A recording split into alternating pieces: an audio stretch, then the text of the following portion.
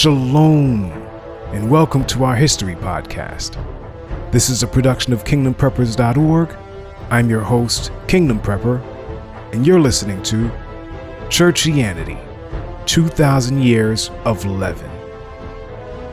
We continue with our history. Part 6. Constantine. Constantine was declared emperor in Britain in 306, and he became the master of Gaul and Spain. But that was not enough. In 312, he assembled his forces in Gaul and started the march south to wage war with his rival Maxentius for control of Italy and Africa as well. As the legend goes, during this momentous journey, Constantine saw a vision of some sort, of a cross superimposed on the sun with the words, "Conquering this sign," written in Latin. Encouraged by this, he and his army made their way through the Alps and then marched for Rome, Maxentius' capital. Constantine ordered his troops to mark their shields with a new sign that was inspired by his supposed vision, though he continued to worship the Unconquered Sun long after these events. Had he stayed within its walls, Maxentius might have held Rome, which was well defended. Instead, he consulted his augurs, diviners of ancient Rome, who advised him to present battle, and that poor counsel changed the fate of the empire, and indeed the course of Christianity itself. Constantine's attack caught Maxentius by surprise, and he failed to defend his stronghold, which was quickly overrun by Constantine's troops. In her book, The History of the Medieval World, Susan Wise Bauer writes, "On the morning of October 29th, 312, the Roman soldier Constantine walked through the gates of Rome at the front of his army. He was 40 years old, and for 6 years he had been struggling to claim the crown of the Imperator. Less than 24 hours before, he had finally beaten the sitting emperor of Rome, 29-year-old Maxentius, at the Battle of the Milvian Bridge. Constantine's men had fought their way forward across the bridge, toward the city of Rome, until the defenders broke and ran.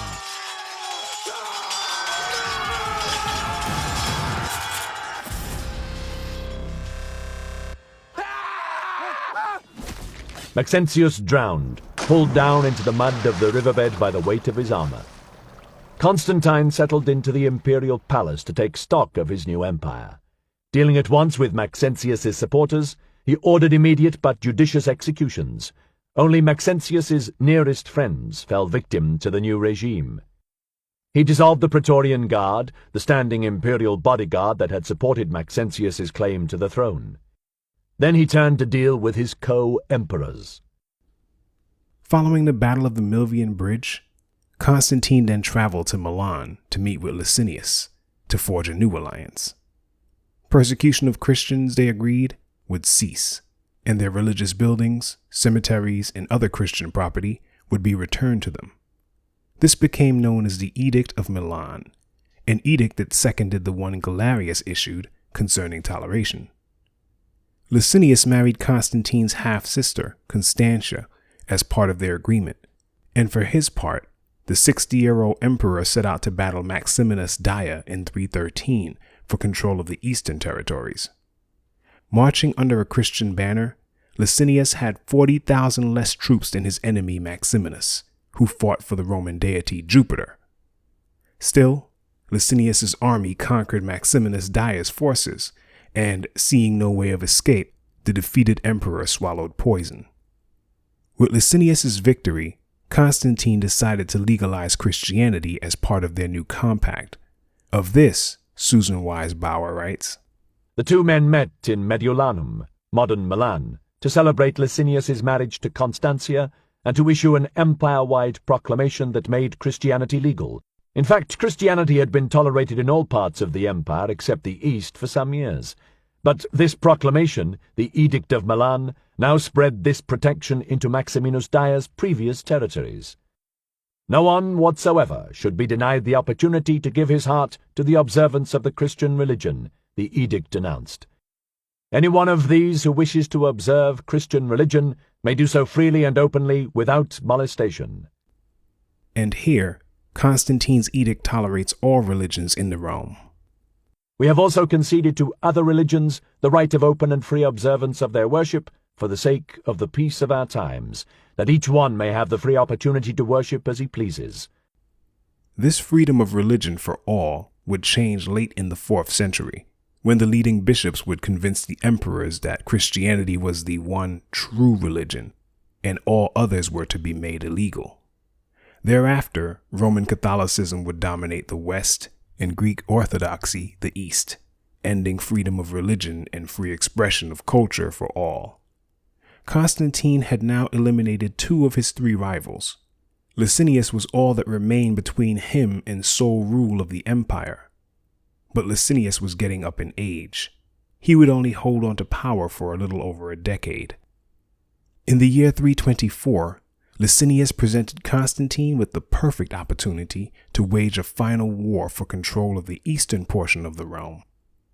Licinius accused the Christians in his territory of spying for Constantine, and he expelled them.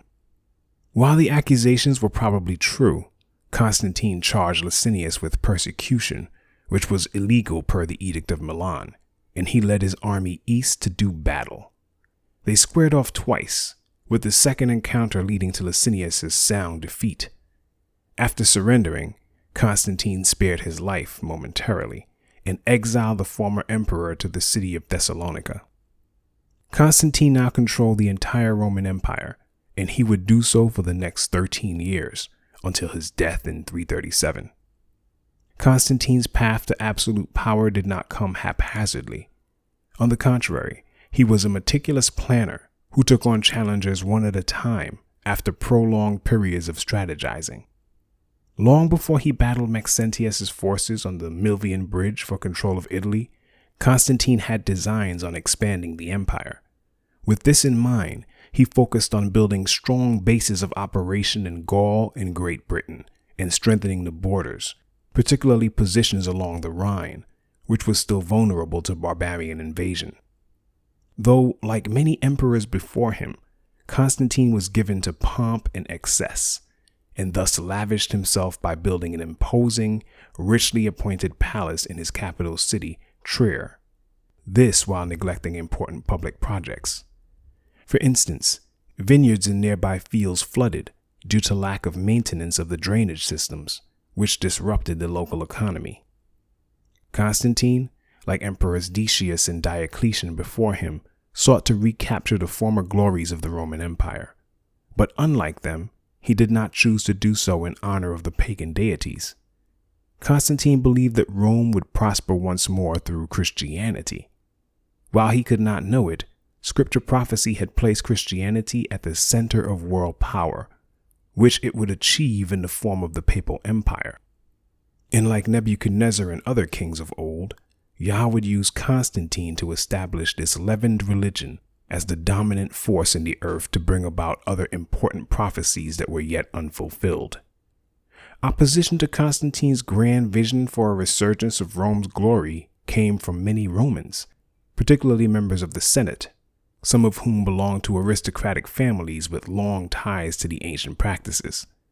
They decried policies that would diminish the importance of the Roman deities and the privileges that came with paganism.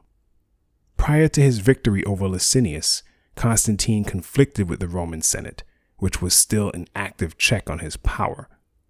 But as absolute master of the empire, he could direct his own course and see it through as he pleased. And what he saw as part of his grand vision for Rome's revival was a new capital that was well away from the pagan center of Rome, which was steeped in ancient traditions and those beholden to them. During Constantine's second battle with Licinius in 324, known as the Battle of Chrysopolis, something promising struck Constantine's eye.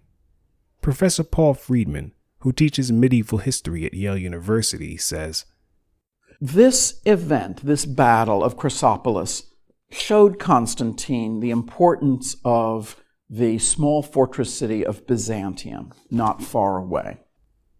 Of course, Byzantium would be renamed in honor of Constantine, and, like the old Rome, this new Rome would feature all the classic pagan elements of the ancient city it was meant to replace, including many statues of pagan deities, These would be removed from their ancient temples and placed in the new city's public baths and squares, and even its famed hippodrome. Professor Friedman goes on to say, Constantinople, as this town was called, was planned to be a new Rome. Like Rome, it would have a forum, it would have civic spaces, it would have races and sporting events, it would have imperial palaces and gardens, it would have victory columns, triumphal arches, aqueducts, the whole panoply of classical civilization. And this relocation of the capital to Constantinople, the relocation of the capital to the east, is significant because it shows us the permanent result of the Tetrarchy. Diocletian's experiment was a failure in the sense that the emperors and Caesars would not cooperate. And such a scheme was never tried again. But the division of the empire between East and West would be something that would eventually become permanent. Its first traces are with Diocletian. It is also something that continues under Constantine without the addition of the Caesars. Constantine ruled over the whole empire. He did not divide it himself, but he facilitated its conceptual and eventually real political division by creating a new Rome, a new capital in the former fortress of Byzantium. In his book, Mysteries of the Middle Ages, Thomas Cahill tells us why this was a lasting economic and political strategy. In addition to his lightly worn Christianity, Constantine would be remembered chiefly for his dramatic change of imperial residence. He didn't care much for Rome, too huddled and pluriform for his tastes, so he established a new Rome in the small Greek city of Byzantium on the southwestern shore of the Bosphorus. It was an excellent choice, for the site commanded Europe and Asia on opposite shores, was virtually impregnable, yet stood wide open to trade. Though Western Europe began to fracture into a puzzle of barbarian kingdoms little more than a century after Constantine's death, the Byzantine Empire would remain in the hands of Constantine's successors for 10 centuries more, till in 1453 Byzantium, now a golden capital called Constantinople, fell to the Turks, who called it Istanbul. Upon its founding, Constantinople was not a well-populated city. To draw citizens to the new capital, Constantine resorted to doling out all manner of privileges to those who chose to live there. These came in the form of exemptions from taxes and military service. Some citizens received free agricultural products, oil, wheat, or wine. On the strength of these and other acts, so many people flocked to the new capital that a century later, during the reign of Theodosius II, new city walls had to be erected to accommodate the swollen population. We'll be back with more exciting scriptural history in a moment.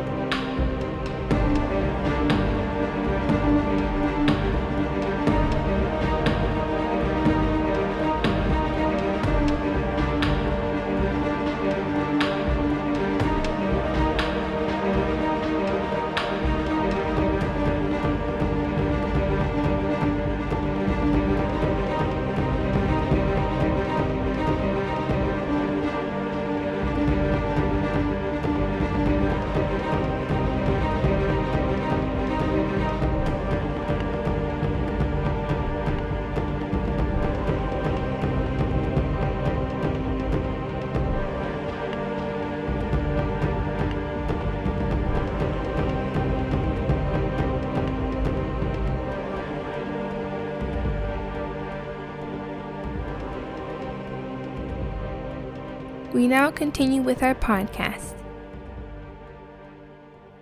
Before Constantine came to power and bestowed broad freedoms on the church, Christianity was persecuted and outlawed. His intervention, vaulting it to the lofty status it enjoyed from his reign onward, in effect caused the church to re-envision its purpose and alter its overall image. A new age had dawned on the Christian movement, which was now free to develop and spread without imperial impediment. Constantine had made the religion completely legal, and he used legislation to create a new day of rest for Christians, Sunday, that did double duty honoring the Unconquered Sun. See our documentary Understanding the Sabbath for an in-depth study of this topic. Nothing seemed to be able to slow the progress of Christianity, as many streamed into the church, which was now favored by a powerful emperor. Of course, this meant that many pagans were drawn to the movement as well, bringing with them pluralistic and even secular beliefs and practices that would further poison the Christian well. To Constantine, this was a non-issue. While he could be viewed as a semi-practicing Christian up until his baptism toward the end of his life, his brand of Christianity and his conversion experience was not like that of the average convert. In his day, a new person entering the church would endure a lengthy process of education that focused on Christian discipline and doctrinal instruction. This would ensure that the convert both understood and was able to live the new faith he or she adopted. Following this was official baptism. Thereafter, the bishop of the convert's particular church would act as their guide and shepherd in the course of their spiritual journey. Constantine experienced none of this. After his professed acceptance of Christianity, he never subjected himself to the authority of Christian teachers or bishops. He did have Christians among his entourage, historians, bishops, and ecclesiastical leaders, but they were regarded as employees in the capacity of tutors of his children, documenters, or otherwise liaisons. They did not dictate Constantine's religious life. He determined that alone, and in fact considered himself the bishop of bishops. Beyond that, Constantine continued to take part in pagan ceremonies, and he held on to the title Pontifex Maximus as head of the Roman religious cult, to which the leading bishops raised no objections. Of course, Constantine had lavished the church with many gifts, church buildings among them. His policies greatly favored Christians, and he also spoke well of the being they served.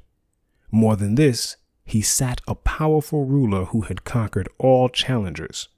But the bishops remained silent not for these reasons, but mainly because Constantine was not yet a baptized member of the church, and so was not viewed as a Christian in the fullest sense.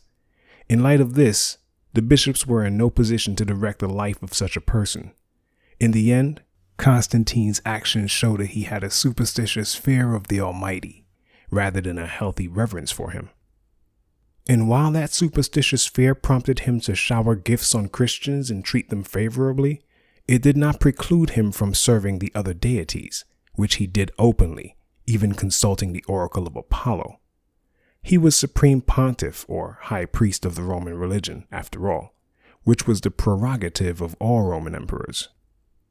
Since he enjoyed both paganism and Christianity, Constantine was not about to suppress either.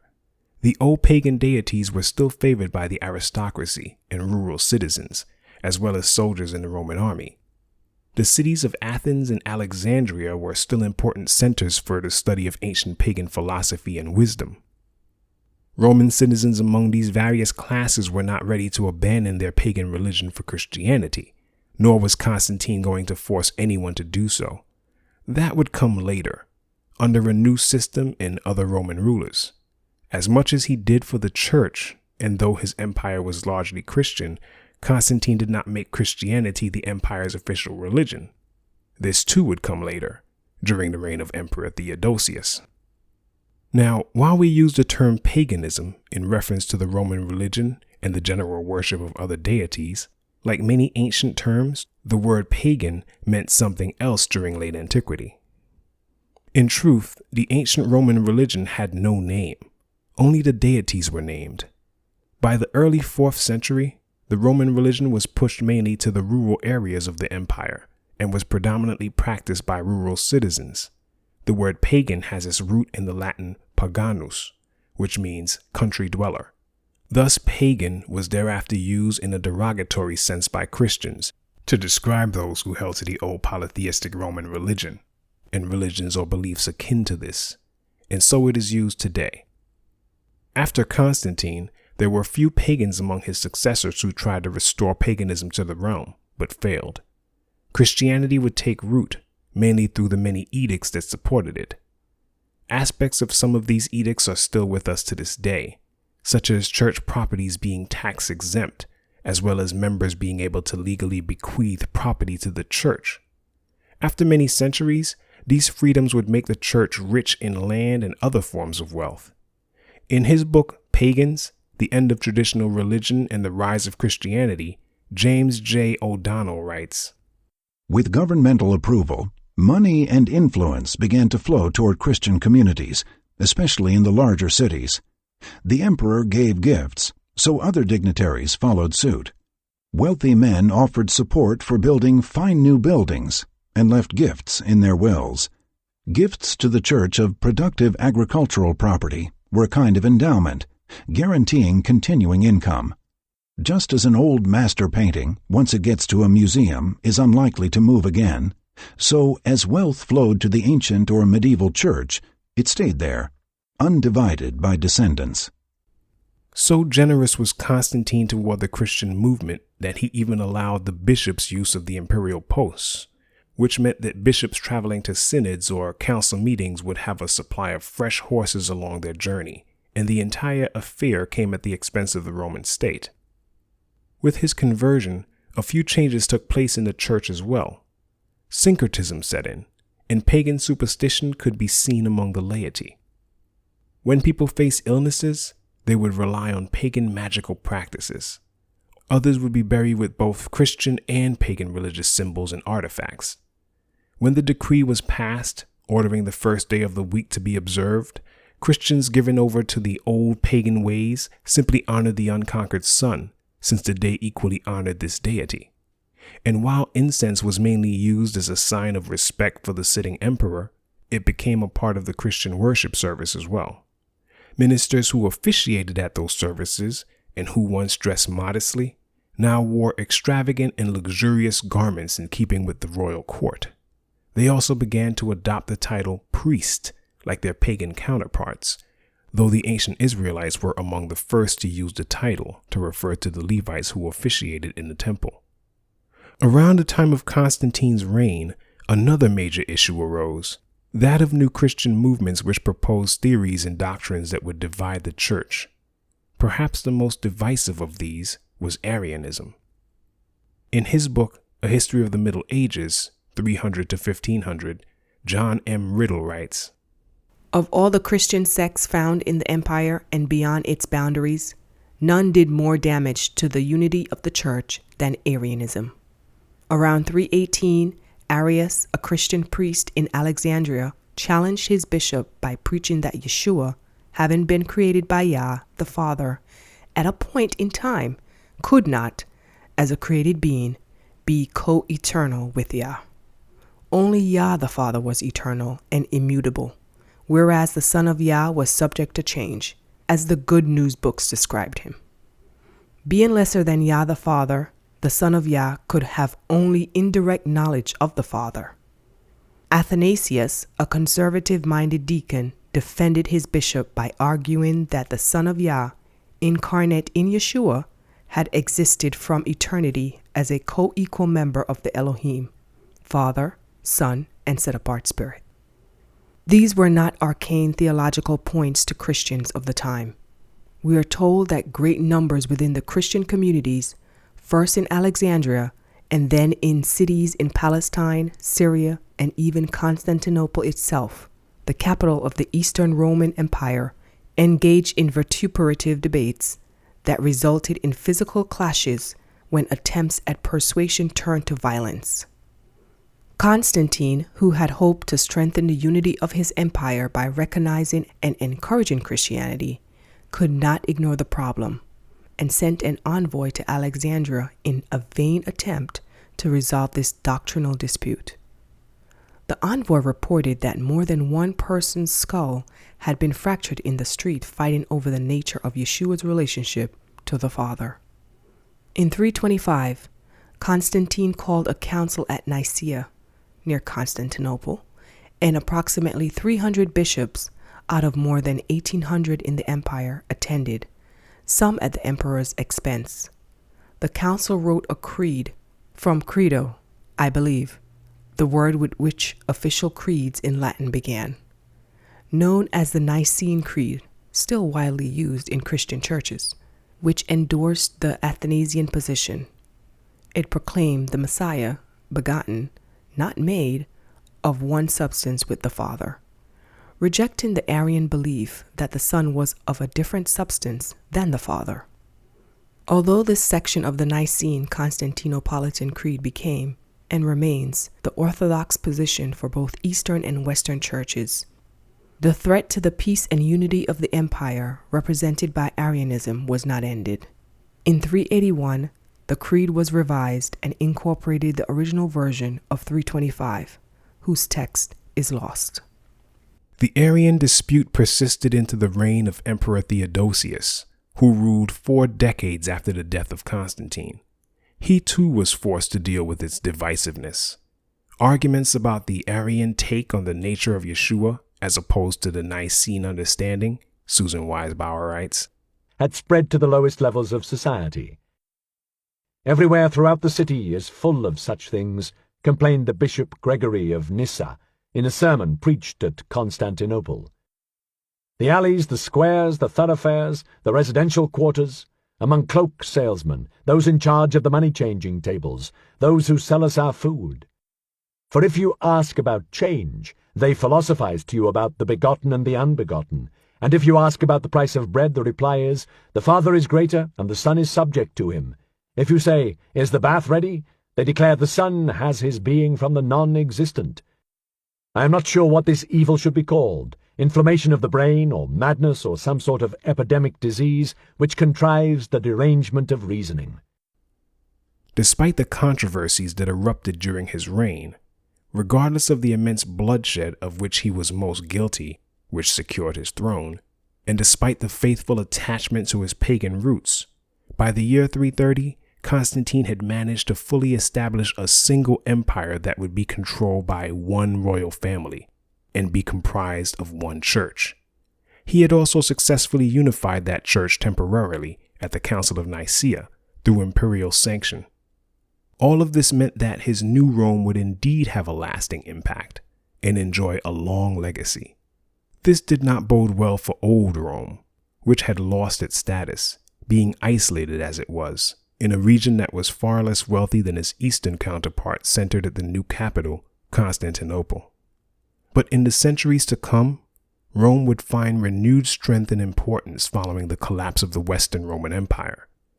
The Roman Church would eventually assume primacy over all churches in the Western realm, under the direction of powerful popes, beginning with Pope Leo, who would be viewed as the supreme head of the western half of Christendom. That wraps it up for this episode of Churchianity, 2000 Years of Leaven. A production of KingdomPreppers.org, this episode was written, produced, and hosted by yours truly, Kingdom Prepper. All praise, honor, and glory are due to my boss, Yah Elohim, and to his right hand, Yahushua HaMashiach. You can access the transcript for this episode on our website. Yah willing, our history will continue in the next podcast. Shalom.